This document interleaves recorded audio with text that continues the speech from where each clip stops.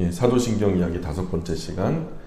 우리 사도신경 중에서 우리 지난 시간에는 사도신경 중에서 본디오 빌라도에게 고난을 받아 십자가에 못 박혀 죽으시고 이 대목을 함께 이 문장을 구주 예수님 십자가 사역을 중심으로 생각해 봤어요. 우리가 생각하듯 십자가 사역이 그렇게 가벼운 것은 아니다. 우리가 마음 무겁게 우리가 주님 예수님의 십자가를 대신 질 수는 없어요. 그리고 그 고난에 참여한다는 건 정말 건방진 얘기죠. 그 십자가는 예수님밖에 질 분이 없어요. 그래서 그저 우리는 그 큰 은혜에 우리가 이해할 수 없는 그 엄청난 고통과 고독과 외로움에 노출되셨던, 심지어는 아버지 하나님께 버림받으셨고 그 아버지 하나님의 고개가 자신을 향해서 돌아가는 그 모습, 그렇게 버려지는 고통을 경험하셨던 그 예수님의 심정을 조금 헤아릴지는 모르겠지만 절대로 우리가 그 고통을 알 수는 없는 것이죠. 그러니 그저 죄송하고 또 감사하다는 말밖에 예수님께서 십자가 안에서 우리가 보일 때마다 그저 죄송하고 감사한 마음 가지고 입이 10개라도 할 말이 없는 늘 온유하고 겸손한 모습으로 재무장하는 그런 표식이 저는 십자가라고 생각합니다. 한 종이 있었다 그러죠. 한 노예가 집 마당에서 이렇게 있는데 노예 사냥꾼이 와가지고 그를 죽이려고 하는데 그 집 주인이 달려나와가지고 노예를 후려치는 그 칼을 자기 손으로 막았대요. 손가락이 싹둑 잘라졌대요. 그리고서는 그 종을, 그 노예를 자기 집 노예로 들인 거예요.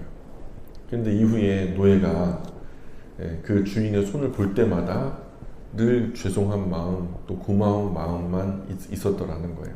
평생 그 주인을 마치 가족처럼 섬기면서 또 주인도 그렇게 얻은 귀한 노예를 노예로 보지 않고 사랑하는 자녀처럼 그렇게 대하면서 평생 행복한 그런 삶을 살았다는 거죠. 그 노예가 늘 그 주인의 손가락을 볼 때마다 가졌던 그 마음, 어쩌면 저와 여러분들이 예수님의 십자가를 볼 때마다 갖는 그 마음이 아닐까.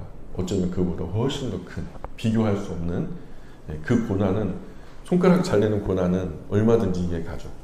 그러나 예수님의 십자가 고난은 단지 물리적인 고통뿐만 아니라 영적인 굉장히 중요한 고통들, 지난 시간 우리 함께 나누었던 고통들이 우리가 이해할 수 없는 영역에서 이루어졌다. 그러니 감히 우리가 예수님의 십자가의 고난에 참여한다, 그 고난에 참여한다, 이런 건방진 말은 앞으로 입에 올리면 안 된다. 그저 그 십자가 앞에서 이 신앙을 고백할 때마다 본디오 빌라도의 고난을 받아 십자가에 못 박혀 죽으시고 할 때마다 고개가 숙여져야 되고 온유와 겸손으로 옷 입고 그저 고맙고 감사한 마음으로, 죄송스러운 마음으로 주님 앞에 겸손히 살아가는 우리의 삶으로 대답할 수 있기를 주님으로 축복합니다. 자, 그래서 오늘 그 새로운 문장이, 오늘 우리가 함께 살펴볼 문장은 지난 시간은 이 문장, 본디오 빌라도에게 고난을 받아 십자가에 못 박혀 죽으시고, 오늘은 장사된 지 사흘 만에 죽은 자 가운데서 다시 살아나셨으며. 자, 한번 같이 읽어볼까요? 시작. 장사된 지 사흘 만에 죽은 자 가운데서 다시 살아나셨으며. 여기가 어느 대학교인지 아세요?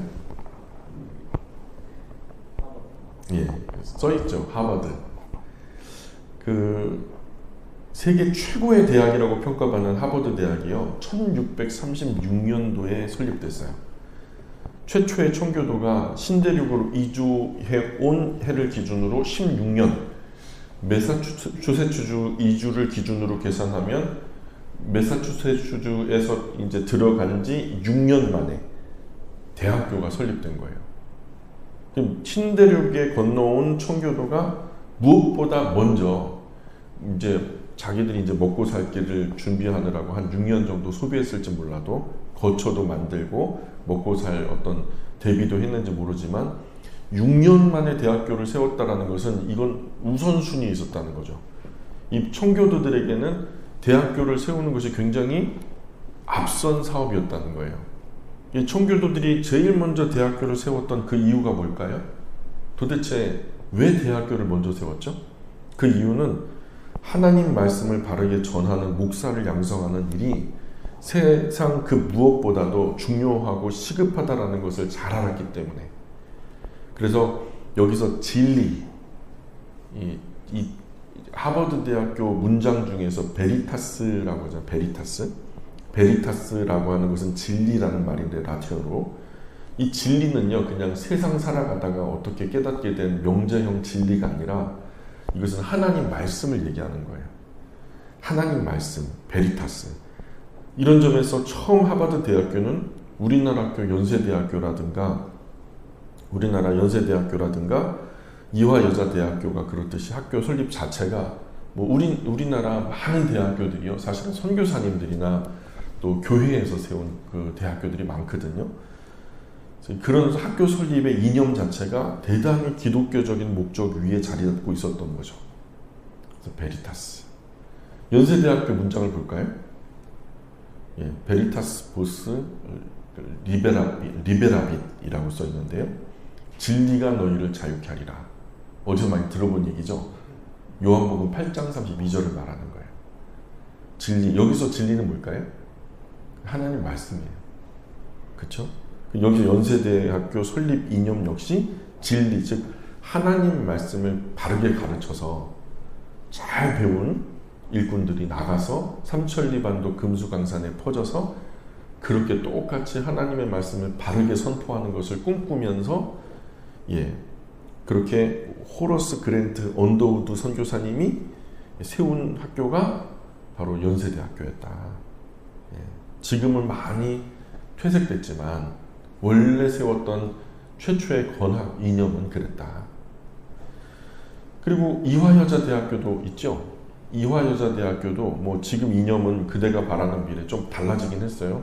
그런데 요 문장 가운데 진선미라고 써 있고요. 그 진이 가장 중요한 그 학당, 그 이화학당이었던 과거 그 모습 그대로 그 안에다가 제일 가운데 중심에다가 참진짜를 써 넣었어요.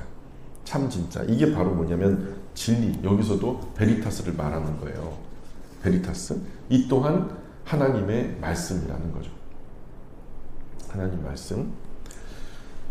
다시 하버드 대학교 문장으로 보면, 이제 하버드 대학교 문장으로 보면은 여기 그때나 지금이나 라틴어로 진리를 뜻하는 베리타스가 써 있는데, 지금 그 베리타스가 세 등분으로 잘라졌어요. 베리타스, 그죠? 그런데 베리타스, 이 세 권의 책 위에 써져 있어요. 그쵸? 근데 처음에요, 이 문장이 만들어졌을 때 베리, 이것은 이 책이 펴져 있었어요. 그런데 타스라고 하는 책은요, 덮여 있었어요. 세 번째 책은 덮여 있었다는 거예요. 근데 그 이유가 뭐냐? 왜 그게 덮여 있었냐? 보니까 그 문장을 공부한 사람이 이렇게 말해요. 이 세 번째 책은 사람의 이성이나 지성으로는 알 수 없는 지식에는, 사람의 이성이나 지성으로 알 수 있는 지식에는 한계가 있으며, 세 번째 책의 지식은 성령님의 거룩한 조명, 즉 계시에 의해서만 얻을 수 있다. 이런 의미로 첫 번째, 두 번째 책은 열심히 우리가 공부해서 공부한 결과 이성적으로, 논리적으로 습득하고 또 체계적으로 마음속에 정립하는 그런 건강한 그 공부를 할 수 있지만, 세 번째 책은 그야말로 성령 하나님이 우리 안에 계시로 주시지 않으면 알 수 없는 이야기들이 있다라는 거죠. 그래서 여기서 진리가 사람 편에서 아무리 노력을 해도 사람의 지성과 이성을 멀리 초월해 있다면, 우리가요 죽자사자 공부하는데도 그 얻을 수 없는 초월적인 지식이라면 우리 모든 사람은 결국 아무것도 얻지 못하고 절망할 거예요. 야, 우리가 아무리 공부해도 소용없네, 아무리 연구해도 얻을 수가 없네, 그러면 절망할 거예요. 이런 사람의 절망은 어떤 마음이 들까요? 아무리 공부해도 얻을 수 없는 진리니까. 나중에 어때요? 수도승들이 열심히 돌을 닦는데도 돌을 얻지를 못해요. 그럼 어떻게 돼요? 절망하겠죠? 절망한단 말이죠. 이런 사람의 절망은요, 사람을 무기력하게 만들어요. 해도 소용없네. 그래서 결국에는 사람으로는 불가능하다라는 것을, 그런 것은 사람을 결국 우리를 무기력하게 만들어버리고 무능하게 만들어버리고, 하지만 신앙 안에서는요, 이게 세상 안에서는 그래요. 구도자들은 절망하고 또 결국에는 아무것도 알 수 없다. 그냥 산은 산이고 물은 물이다. 그냥. 그런데 신앙 안에서 보면 이해할 수 없다는 사실, 우리가 아무리 공부하고 연구해도 얻을 수 없는 지식이라는 거, 그 바로 절대적인 하나님을 의존하게 만드는 바탕이 된다는 거예요. 우리는 할 수 없으나 하나님은 가능하시겠구나. 우리는 불가능해. 알 수 없는 지식이야. 그러나 하나님의 지성은 다 꿰뚫어 감찰하시는. 그래서 이런 사람의 이 절망, 신앙 안에서 보면 사람은 알 수 없으나 하나님을 바라보게 되는 계기가 되더라는 거예요. 온 세상과 사람을 있게 하신 하나님께 사실은 모든 해답이 있거든요. 그래서 사람으로는 절대로 도달할 수 없는 수많은 지식 중에 단연코 기독교 최고봉에 우뚝 서 있는 지식이 바로 부활이라고 하는 지식이에요. 부활. 예레미야 33장 3절에 보면은 이런 말씀이 나와요. 같이 읽어볼게요. 시작. 너는 내게 부르짖으라. 내가 네게 응답하겠고 내가 알지 못하는 크고 은밀한 일을 내게 보이리라. 그 당시의 사람들은요, 아무리 공부하고 연구해도 하나님이 앞으로 하시려고 하는 그 진리를요, 그 하나님의 계획을요, 눈꼽만큼도 알지 못했어요.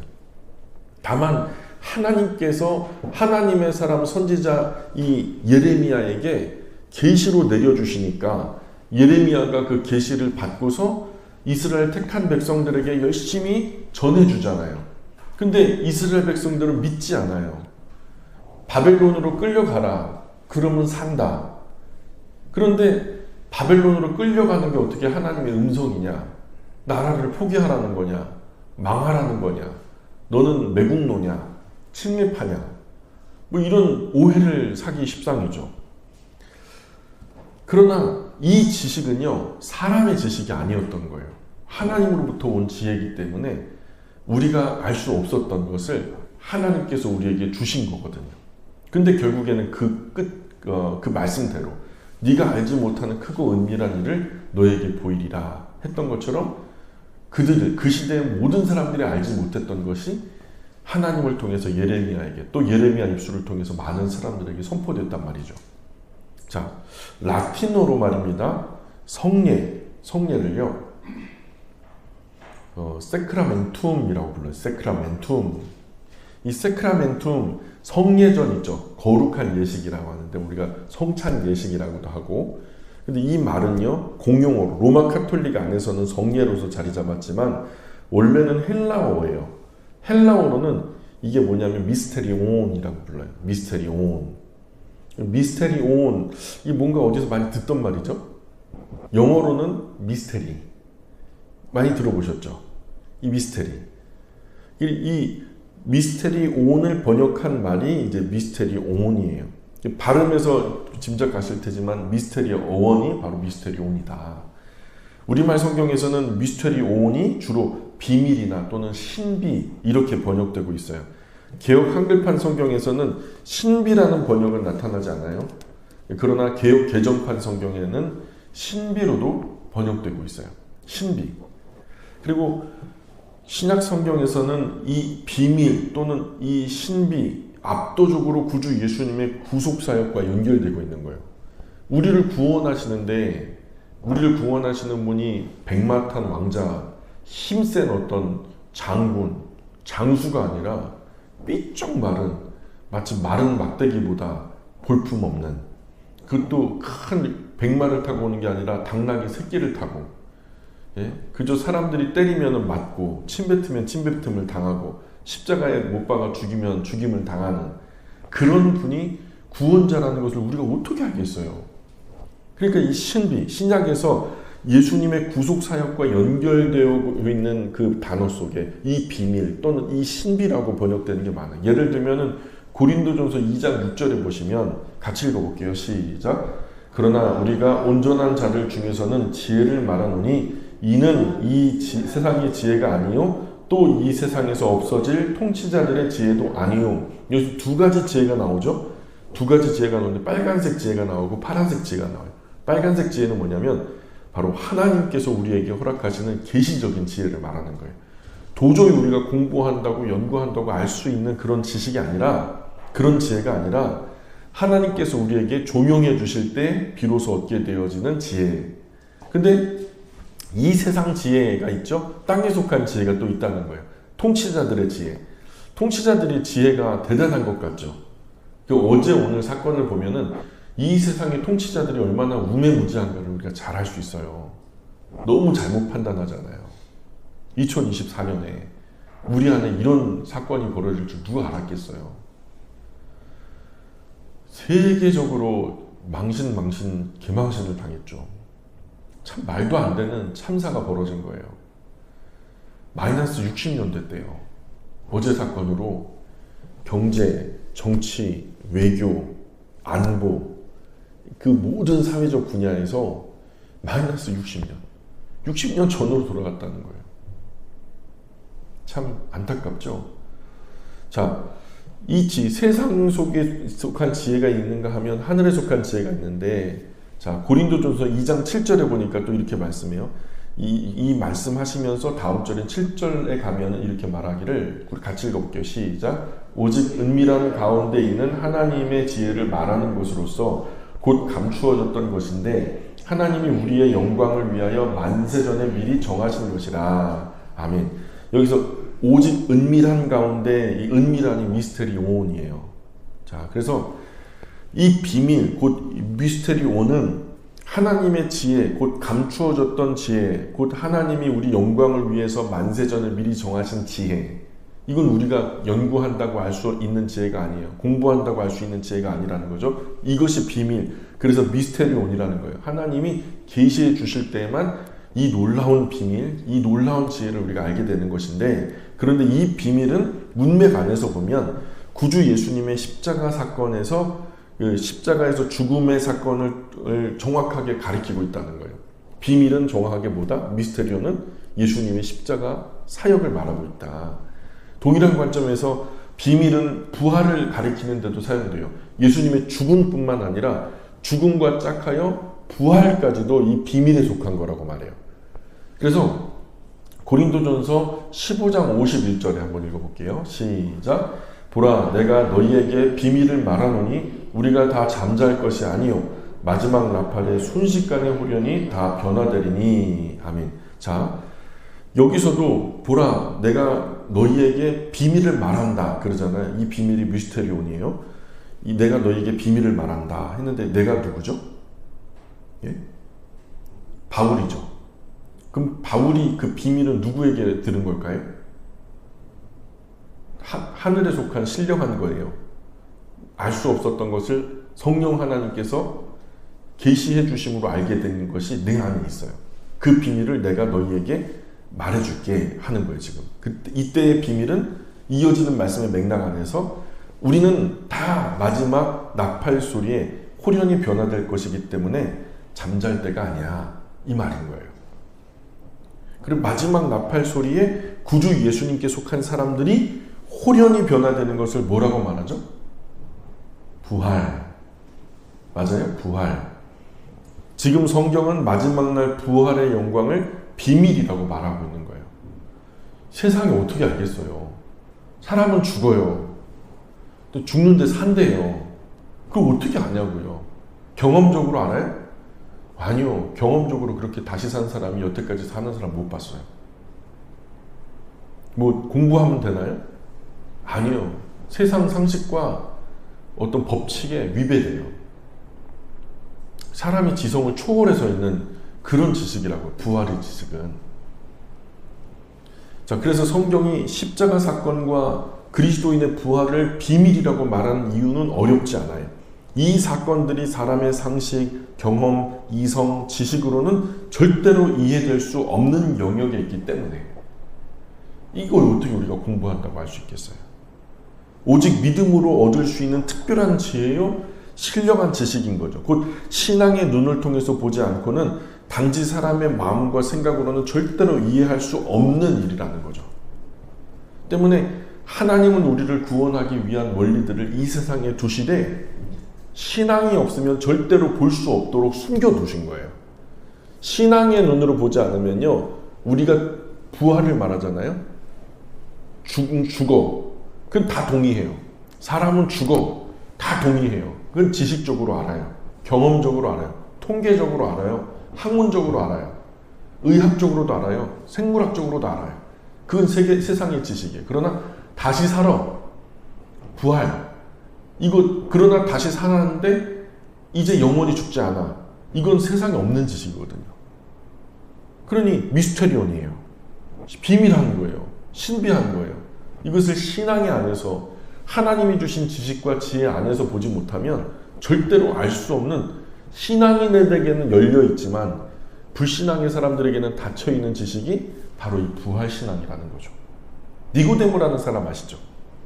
어느 늦은 밤에 한 사람이 예수님을 찾아와요. 그는 바리새인이었죠. 때문에 벌건 대낮에 예수님 찾아가가지고 뭔가 질문하고 그러면은 사람들의 이목이 좀 불편한 거죠. 그래서 이 야밤에 예수님을 랍비, 선생님이라고 부르면서 예수님을 찾아가요. 그리고 예수님께 궁극적인 질문을 하죠. 그야말로 벽에 부딪혀서 도저히 깨뜨릴 수 없는, 그냥 인간으로서는 고민하다가 천정에 부딪힌 거예요. 이 이성의 천정에 부딪혀서 이것을 꿰뚫지 못하는 이 막연한 질문을 가지고, 궁극의 질문을 가지고 성경은 이 사람 이름을 니고데모라고 기록하고 있는데, 그가 밤중에 찾아왔다는 거예요. 자, 밤중에 찾아왔다라는 사실이 단순히 시간의 문제일 수도 있겠죠. 그러나 이 성경이 쓰여진 글의 어떤 흐름을 보면요, 그 니고데모에게 말씀하신 예수님의 대답 마지막이 빛에 관한 이야기였어요.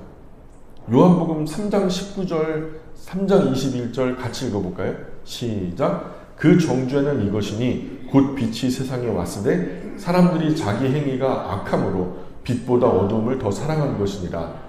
진리를 따르는 자는 빛으로 오나니 이는 그 행위가 하나님 안에서 행한 것임을 나타내려 함이라 하시니라. 아멘. 이게 다 빛에 관한 이야기, 밑도 끝도 없이 빛에 관한 얘기를 하는데, 예수님의 이런 말씀을 통해서 유추해보면 어쩌면 니고데모가 찾아온 캄캄한 밤, 이 시간대는 말이죠, 그가 대표하고 있는 사람들의 영적인 상태를 보여주는 것일 수 있다. 바리새인들은 성경을 연구하는 사람들이고 성경은 오직 예수님을 얘기하고 있고요. 그러면 바리새인들은 예수님에 관해서 누구보다도 능통한 사람들이어야 하고, 예수님이 이 땅에 오셨다면 세상 그 누구보다도 바리새인들이 제일 먼저 눈치채고 알아먹고 예수님께 경배하고 예수님을 찬송해야 될 사람들인데, 그런 사람들이 나 성경을 안다라고 하면서도 눈앞에 있는 예수님을 알지 못하고 오히려 그 예수님을 어떻게 죽일까 고민하고 앉았으니, 예수님 눈에 볼 때는요, 그들이 안다 하지만 모르는 자요, 눈은 떴다 하지만 눈먼 자라고. 그러니 이런 예수님의 말씀을 통해서 보면 그 바리새인들은 눈앞이 캄캄한 영적인 상태를 보여주는 그런 모습일 것이다. 예수님 계속해서 니고데모에게 이제 출생에 대해서 말씀하시죠. 요한복음 3장 3절에 보면은 이런 말씀이 나와요. 같이 읽어볼게요. 시작. 예수께서 대답하여 이르시되 진실로 진실로 네게 이르노니 사람이 거듭나지 아니하면 하나님 나라를 볼 수 없느니라. 아멘. 자, 하나님 나라를 사람이 어떻게 되지 않으면? 거듭나지 않으면. 그래서 니고데모가 물어요. 거듭나지 않으면? 거듭나지 않으면? 그래서 3장 4절 다음 절에 뭐라고 말하냐면, 같이 읽어볼게요. 시작. 니고데모가 이르되 사람이 늙으면 어떻게 날 수 있사옵나이까? 두 번째 모태에 들어갔다가 날 수 있사옵나이까? 이렇게 말해요.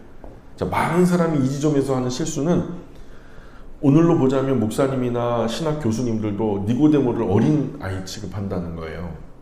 그래서 지금 니고데모가 마치 예수님께, 아니 예수님 엄마 뱃속으로 뿅 하고 어떻게 다시 들어가나요? 그 질문이라고 한다고. 세상 니고데모가 얼마나 유치한지 모른다, 얼마나 영적으로 어린아이인지 모른다, 이렇게 무시하거든요. 근데 사실은 그런 게 아니에요. 이 질문의 의미는요, 니고데모는 오히려 어려운 문제, 곧 삶의 궁극적인 질문을 하고 있는 거예요. 말하자면 니고데모의 질문은 이런 거예요. 어떻게 하면 우리 육체로 태어난 우리가 육체의 한계를 벗을 수 있겠습니까? 육체의 한계를 분명히 우리는 사람이라면 다 가지고 있는데, 이 육체의 한계를 벗어서 어떻게 영적인 하나님을 섬기며 그 영적인 하나님을 섬기되 그 하나님께 이를 수 있겠습니까? 나름대로 열심히 100년 미만 살면서 막 노력한다 하지만 그게 충분한 것 같지는 않고 뭔가 채워지지 않는 그게 있는 거예요. 늘 최선을 다하지만 채워지지 않는 부분, 그것이 있는 거죠. 그래서 사람은 어머니의 태를 통해서 육신으로 태어나는데 예수님 말씀에 의하면 2번 태어난다라는 개념은 도대체 무슨 말씀인가요? 이렇게 여쭙고 있는 거예요. 니고데모의 질문에 대한 예수님의 대답은 이래요. 3장 5절 시작. 예수께서 대답하시되 진실로 진실로 내게 이르노니 사람이 물과 성령으로 나지 아니하면 하나님 나라에 들어갈 수 없느니라. 아멘. 가만히 생각해 보죠. 창세기 2장 7절 말씀처럼 사람이 처음 지어질 때는 흙으로 빚어졌죠. 흙으로 빚어진 몸에 그 코에 하나님께서 생기를 불어넣으시니 생명이 된지라. 그렇죠? 이 거듭난다라는 것은 이 자연적인 출생을 딛고 또 새로운 출생, 육체로 지어진 사람의 몸, 그래서 그것이 사람의 몸이 돼서 동물적으로 살긴 했단 말이죠. 근데 그 동물적인 사람의 코에 생기를 후 하고 불어넣으시니 생명이 되었다. 그래서 이것이 물과 성령으로 태어난다라는 말인데, 이 물과 성령으로라는 말이 여러 해석이 있어요. 첫 번째는 이 물은 의식의 세례고 성령은 성령의 세례를 말하는 거다. 그래서 자신의 바른 신앙을 진심으로 고백하면서 교회의 공동체 일원으로 의식 세례에도 속해야 하고 영적으로 성령 세례도 받아야 된다. 이렇게 말하는 거죠. 그것도 일리가 있죠.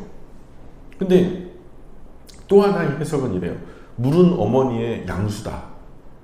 그리고 성령은 영적인 양수다. 그래서 어머니 뱃속에서도 태어나야 되지만 성령님을 통하여서 우리가 알지 못하는 비밀한 지식을 들어, 그게 무슨 지식이겠어요? 우리가 구원에 이르는 영적인 지식, 예수님, 길과 진리 생명 되시는 예수님에 대한 지식을 들음으로 그것을 믿음으로 받아들여서 이제 다시 태어난다는 거죠. 100년 미만 살려면 어머니 뱃속에서 태어나면 살 수 있죠. 근데 영원히 살려고 하면 이 100년 미만에 누구를 만나야 돼요?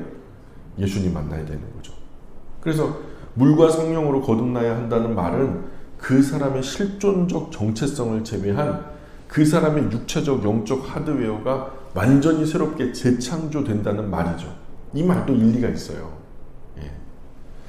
둘 다 같은 말을 다른 각도에서 하고 있는 거예요. 구주 예수님의 답변은 아주 명료해요. 하나님 나라에 들어가는 일은 생리적 방법으로는 불가능하다라는 말이에요. 전혀 다른 종류의 출생이 있어야지만 가능한 일이라는 거죠. 그리고 이는 그야말로 우리로서는 할 수 없는 일이다. 우리야 뭐 육체적인 방식으로 사랑하는 사람 만나서 뜨겁게 살아가면 생명의 씨앗을 하나님께서 우리에게 허락하셨으니 그 안에 생명의 열매가 태어나고 우리 자손이 번성하게 되는 거죠. 그런데요, 그런데 그런 출생이 아니라 전혀 다른 방식의 출생. 그리고 이는 그야말로 우리로서는 할 수 없는, 뭔가 정말 무슨 말인지 미스테리한 거예요. 우리에게는 없는 이야기를 하고 있으니까. 그래서 이것을 신비 또는 비밀, 미스테리 옹이라고 하는 거예요. 다시 태어난다. 병아리 얘기예요. 그 엄마 뱃속에서, 어미닭 속에서 태어난 알에게요. 알을 앞에다 세워놓고, 야, 너는 다시 태어나야 된다. 21일 동안 부화되지 않고 이게 안에서 이렇게 옹골박자학 있는 이 달걀에게 너는 이게 영원한 생명이 아닌 거야. 너 여기서 태어나야지 진짜 닭이 되는 거다. 아무리 설명해봐요. 껍질 안에 있는 이 병아리는요, 알 수가 없어요. 언제 알 수 있어요? 껍질을 깨고 나와봐야 그때 그게 무엇인지 알겠다 라고 이해할 수 있는 것처럼 알 안에 있는 병아리는요, 이해할 수 없는 거예요. 미스테리 온이에요. 거듭나야 한다라는 말이요, 알 속의 병아리는 전혀 미스테리 온이에요. 그러나 알을 깨고 나온 병아리에게는요, 아하, 이게 그거구나 라고 알 수 있는 거죠. 그러나 우리는 지금 알 수 없는 그 이야기를 성령 하나님을 통해서 우리에게 공급해 주신 하나님의 은혜에 감사해야 돼요.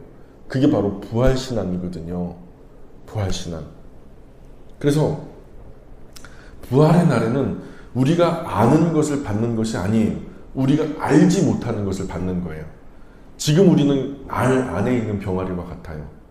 그런데 그날에는요, 우리가 알지 못하는 것을 받게 된단 말이죠. 경험하지 못하는 것을 얻게 된단 말이죠. 그런데 우리가 생각하는 것보다 좋은 걸까요? 아니면 우리가 생각하는 것보다 나쁜 걸까요? 예? 알 바깥의 생활이, 거듭남 이후의 삶이 우리가 생각하는 것보다 나쁜 걸까요? 좋은 걸까요? 좋은 거죠. 그냥 좋은 게 아니라 겁나게 좋은 거죠. 엄청나게 좋아서 지금 하나님도 설명할 길이 없는 거예요. 이게 얼마나 좋은데 100년 미만 살아가는 너희들에게 이게 정말 귀하고 복되고 좋은 거라고 예수님을 통해서 그렇게 말씀하시고 선지자들 통해서, 사도를 통해서, 전도자를 통해서 얘기를 해도 이해할 수 없을 거예요. 아마 말도 모를 거거든. 하나님이 답답하시는 거예요. 벙어리 삼룡이처럼. 아이고 이거 말을 해도 알아 먹어야 말이지.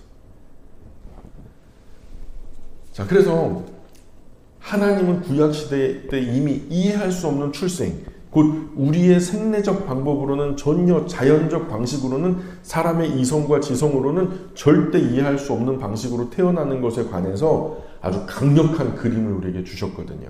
아브라함과 사라 얘기예요. 아브라함과 사라는 임신할 수 없는 나이의 부부였어요. 그죠? 사라는 90세, 아브라함은 100세였는데 그럼에도 불구하고 하나님이 이들에게 아기를 약속해요. 이미 죽은 것을 알았어요. 나에게서는 아기의 씨앗이 안 나와요. 사라도 생리가 끝났어요. 그렇게 되면 끝난 거예요. 근데도 이들에게 하나님이 아이를 약속하셔요. 그리고 이들이 이렇게 얻게 된 아기에 관해서 신약 성경은 해설을 달고 있어요.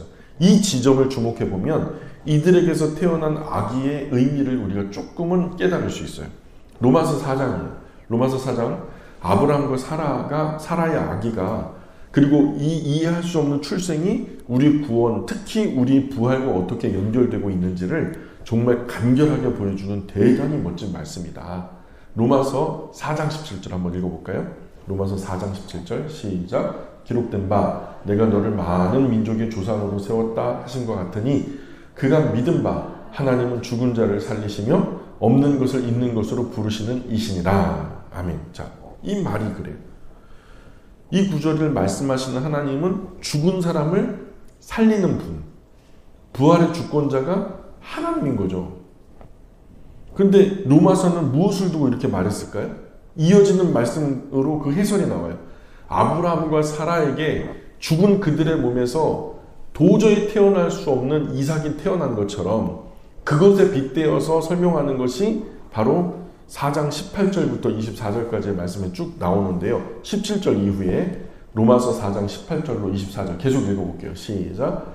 아브라함이 바랄 수 없는 중에 바라고 믿었으니 이는 내 후손이 이같으리라 하신 말씀대로 많은 민족의 조상이 되게 하려 하심이라. 그가 백세나 되어 자기 몸이 죽은 것 같고 사라의 태가 죽은 것 같음을 알고도 믿음이 약하여지지 아니하고 믿음이 없어 하나님의 약속을 의심하지 않고 믿음으로 견고하여져서 하나님께 영광을 돌리며 약속하신 그것을 또한 능히 이루실 줄을 확신하였으니 그러므로 그것이 그에게 의로 여겨졌느니라. 그에게 의로 여겨졌다 기록된 것은 아브라함만 위한 것이 아니요 의로 여기심을 받은 우리도 위함이니 곧 예수 우리 주 죽은 자 가운데 살리신 이를 믿는 자니라. 아멘. 아브라함이 옳다, 맞다, 의롭다, 옳을 의자. 하나님이 아브라함에게 옳다 그러셨대요. 뭐 보고 옳다 그러셨대요? 없는 자를 있는 자처럼 부르시고 죽은 자를 살리시는 그분, 그 부활의 주체자가 되시는 하나님이 이삭 그냥 아기가 없는데도 다시 살리실 거야. 어떻게든 있게 하시겠지? 없지만 있는 거야. 그분이 그렇다면 그런 거야. 근데 나중에 이삭을 모리아 번제단 위에 바칠 때도 똑같은 고백을 해요. 그가 죽어도 다시 살리실 것을 믿었다 그래요. 죽어도 산다는 거예요. 그런 능력이 누구에게 있다는 거예요? 아버지 하나님께 있다는 거예요. 근데 그 아브라함을 그 예와 같이 아브라함만 위한 게 아니야. 그 의로움은 아브라함에게만 해당되는 것이 아니라 아브라함만 위해서 그것이 기록된 게 아니라 의로 여기심을 받은 우리도 위함이다. 우리는 누구예요? 바로 누구? 예수 우리 주 죽은 자 가운데 살리신 이를 믿는 자들에게도. 이 사람들이 누구죠? 그리스도인. 그쵸? 바로 교회. 그쵸? 저와 여러분에게도. 우리가 죽어요. 근데 살아요. 믿으십니까? 그럼 사는 거예요. 아브라함 것만 아니라 저와 여러분의 것이기도 한 거예요. 자, 중요한 명제 몇 개만 추려볼까요? 아브라함은 사람으로서는 도저히 불가능한 중에 바라고 믿었다. 아브라함이 100세, 사라가 90세나 되어 몸이 죽은 것 같고 태가 죽은 것 같음을 알고도 아버지 하나님 향한 그 신앙이 약해지지 않았다. 약속하신 그것을 또한 능히 이루실 줄 확신했다. 그런데 진짜 중요한 것은 성경이 말씀하는 이런 원리는 아브라함만을 위한 것이 아니다. 죽었던 우리 구주 예수님을 다시 살리신 아버지 하나님을 믿는 사람에게도 해당되는 것이다. 무슨 말인지 가세요? 이제 좀 이해가 가요? 로마서는 하나님께서 사라의 죽은 태를 여신 사건을 죽음으로부터 다시 태어난, 즉 부활과 같은 맥락의 일로 말하고 있다는 거예요. 그리고 이것을 다시 예수 그리스도의 부활과 직접 연결시켜요. 말하자면 아브라함과 사라에게 이해할 수 없는 출생을 주신 하나님은 다름 아닌 부활의 하나님이셨으며 구주 예수 그리스도께서 부활로 바로 그 일을 이루신 거라는 거죠. 그것은 이삭이 낳을 수 없는 중에 태어난 거, 그리고 모리아 번제단 위에서 죽었어도 다시 살아날 것을 믿었던 그 신앙은요, 바로 부활신앙인데요. 그 부활신앙의 증거가 누구냐? 바로 예수 그리스도라는 거예요. 그 부활을 이루신 분이라는 거예요. 그리고 예수님을 통해서 우리는 아브라함이 그만을 위해서 그 일이 있었던 게 아니라 오늘 이 자리에 있는 저와 여러분을 위해서도 그 일이 중요한 의미가 된다라고 말씀하는 것처럼 예수님의 부활의 그 실체, 증거가 또한 저와 여러분의 증거가 된다는 거예요. 예수님이 죽으셨죠. 그런데 다시 사셨죠. 우리도 죽어요. 그런데 예수님처럼 다시 살아요. 그것을 믿고 받아들인 사람을 의롭다 여기시고 다시 살리실 거란 말이죠. 말씀을 정리해 볼게요. 우리는 성경이 관통하는 일관된 주제를 깨닫게 됩니다. 말하자면 성경은 죽음으로부터 생명을 창출하는 여호와 하나님을 여러 가지 방식으로 그리고 있어요. 출생, 중생, 부활, 이 모두는요, 죽음으로부터 생명이라는 점에서 일관된 그림을 갖고 있는 거예요. 사람으로서는 죽음은 끝인 거예요. 그래서 사람들이 슬퍼하잖아요. 죽음 끝이라고. 그래서 서글퍼하잖아요. 근데요, 아브라함과 사라에게 있었던 이해할 수 없는 출생, 그리고 구주 예수님의 부활, 그리고 나의 이해할 수 없는 출생, 곧 거듭남, 중생, 나의 부활도, 따라해볼까요? 나의 부활도 그분과 같을 것이다. 에베소서 2장 1절 볼까요? 같이 읽어볼게요. 에베소서 2장 1절 시작. 그는 허물과 죄로 죽었던 너희를 살리셨도다. 2장 5절 시작. 허물로 죽은 우리를 그리스도와 함께 살리셨고 너희는 은혜로 구원을 받은 것이라. 우리는 이미 우리가 부활했다라는 사실에 둔감합니다. 성경은요, 저와 여러분이 앞으로 죽으면 곧 부활할 것이다 라고 말하지 않아요. 성경은요, 이미 부활했다라고 말하고 있어요. 여기도 보세요. 허물과 죄로 죽었던 너희를 살리셨다. 과거형이죠. 원문도 똑같이 쓰여지고 있어요. 앞으로 살릴 거라는 거예요? 아니면 살리셨다는 거예요? 살리셨다. 과거형이에요. 그러면 우리는 앞으로 살아날 거예요? 아니면 이미 살아난 거예요? 그럼 우리는 앞으로 부활할 거예요? 아니면 이미 부활한 거예요? 부활한 거예요. 이 무슨 말도 안 되는 소리야? 그렇게 생각할지 모르지만 여러분, 우리는 이해하지 못하지만 우리는 이미 부활한 거예요. 근데 이 몸, 아직 부활한 몸은 아닌데요. 물론 완성된 부활은 나중에 있을 수 있어요. 그러나 우리는요, 우리의 인격은요, 우리의 정체성은요, 이것을 그대로 가지고 가요. 그런데 하드웨어, 육체적인 하드웨어, 영적인 하드웨어는요, 말 그대로 차원이 다르게 업그레이드 될 거란 말이에요. 그거는 후의 일이고요. 우리는 이미 실체적으로 존재적으로 부활한 존재들이라는 거예요. 이미 하나님의 나라를 앞서 살고 있다라는 얘기예요. 성경의 선언은 그래요. 그래서 예수님은 말해요. 뭐라고 말하냐면 요한복음 11장 25절 26절 읽어볼게요. 요한복음 11장 25절 26절 시작. 예수께서 이르시되 나는 부활이요 생명이니 나를 믿는 자는 죽어도 살겠고, 이건 알겠어요. 그죠? 죽어도 살겠고, 이거 부활이죠. 그런데 26절에서 이해하지 못할 얘기를 해요. 시작. 무릇 살아서 나를 믿는 자는 영원히 죽지 아니하리니 이것을 내가 믿느냐? 아니, 영원히 안 죽는다고요? 여러분 안 죽어요? 이건 뭘 두고 하는 말씀일까요? 예? 이미 부활했다는 거예요. 저와 여러분이 예수님을 구주와 주님을 영접한 순간 우리의 영적인 실존은요 이미 부활한 거예요. 다만 완전한 부활은 아직 완료되지 못했죠. 그러나 죽음을 통해서 완전한 부활로 우리가 나아가는 거예요. 그러나 우리의 영적인 실존은요 지금 부활한 거예요. 누구로 인해서? 예수 그리스도로 인해서.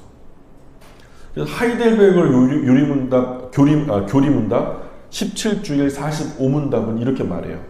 부활에 대해서 답변이 뭐냐면 그의 능력으로 말미암아 우리도 이제 새로운 생명으로 다시 살아났습니다. 살아날 것입니다가 아니라 다시 살아났습니다. 여러분 이미 다시 사신 줄 믿으시기 바랍니다. 맨송맨송 그냥 예수님 믿기 전과 믿은 후가 크게 다르지 않은 것 같고 뭔가 변화가 없는 것 같고 그래도요 예수님의 그 영원한 생명이 저와 여러분 안에 씨앗처럼 심겨졌어요. 우리의 인격과 정서, 존재는요 이대로 영원에 들어가게 되는 거예요. 잠시 잠잘지는 몰라요. 죽음이라는 잠에 잠깐 과정 거쳐서 들어갈지는 몰라요.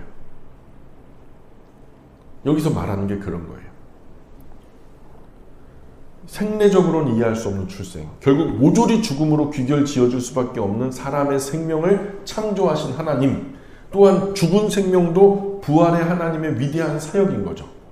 우리는 이제 이런 신비를 품고 남은 삶을 살아가야 되는 거예요. 나는 부활했다. 이거는 공부해서 알 수 있는 게 아니라니까요. 나는 따라해볼까요? 나는 부활했다. 근데 감흥이 와요? 느낌이 좀 있어요? 이상해. 알지 못해요. 아직 껍데기 안에 있는 병아리처럼 그게 뭐야 도대체. 그게 정상이에요.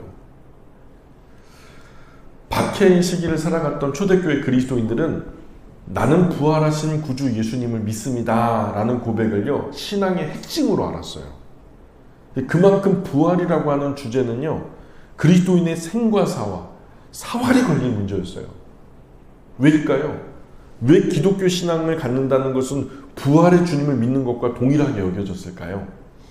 또 맹수에게 찢기고 십자가에 매달려도 불타면서도 그들이 신앙했던 부활의 주님이라는 신앙의 고백은 도대체 뭘 의미하는 걸까요?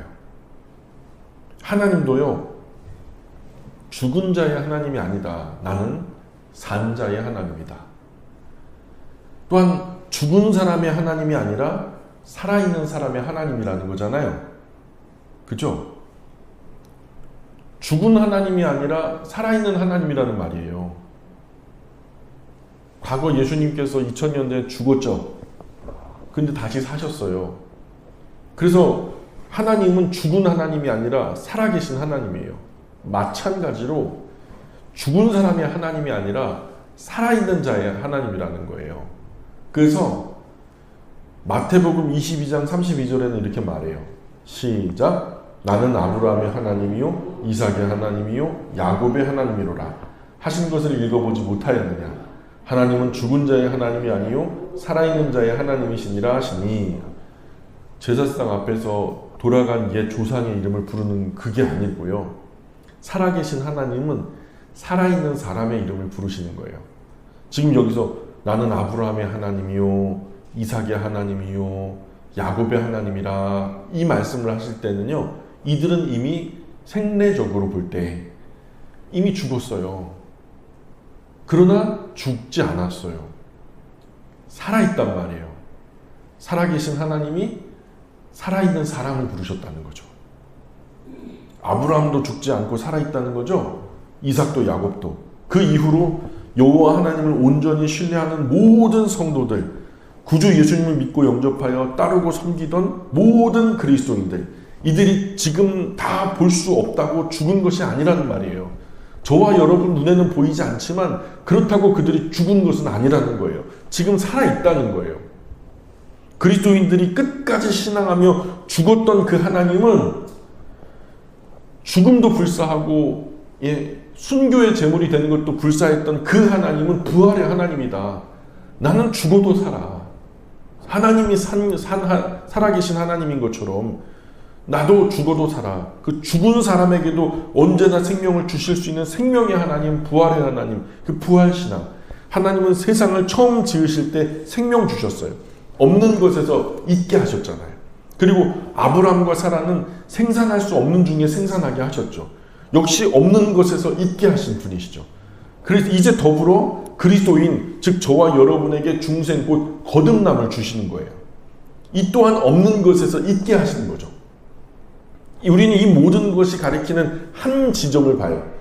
곧 하나님은 생명을 주시는 하나님이다. 죽은 사람을 살리며 없는 것을 있게 하시는 분이시다 하여 이 자리에 있는 저와 여러분도 죽으나 다시 살리실 것이다. 아니, 이미 살리셨다. 그래서 사람은 없는 것을 부를 수 없어요. 그러나 하나님은 없는 것도 있는 것으로 부르실 수 있는 참으로 살아계신 전능하신 하나님이시다. 이런 말이에요. 로마서 4장 17절. 로마서 4장 17절 시작. 하나님은 죽은 자를 살리시며 없는 것을 있는 것으로 부르시는 이시니라. 아멘. 이 생명의 하나님을 가장 뜨거운 방식으로 구속 역사 안에서 구현한 것이 죽음을 파괴하고 무덤 문을 여시고 생명을 얻으신 우리 구주 예수님의 부활이라는 거예요. 이것은 그야말로 증거요, 살아있는 증거요, 우리의 소망이요, 우리의 믿음이요, 우리가 하나님을 사랑하는 이유가 되는 거예요.